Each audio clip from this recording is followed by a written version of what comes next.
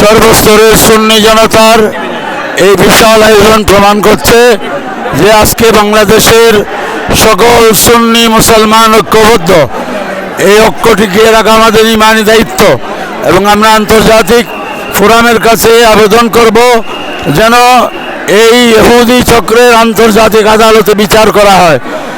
ফিলিস্তিনে মানবতা নির্মমভাবে মানবিক অপরাধ করা হচ্ছে।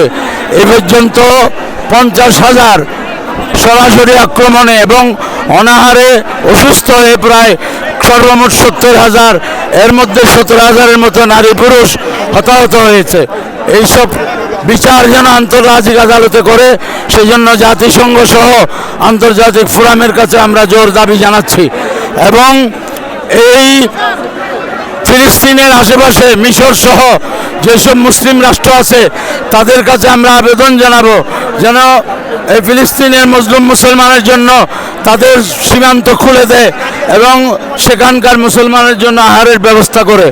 এবং আমরা বাংলাদেশ সরকারের কাছে আবেদন করব যেন যে আন্তর্জাতিক বিশ্বের সাথে সমন্বয় করে বাংলাদেশের অবস্থান যে ইহুদি বিরোধী এই ইসরায়েলের চক্রান্তের বিরুদ্ধে মুসলমানের পক্ষে মজলুমের পক্ষে সেটা যেন বাংলাদেশ সরকার স্পষ্ট করে।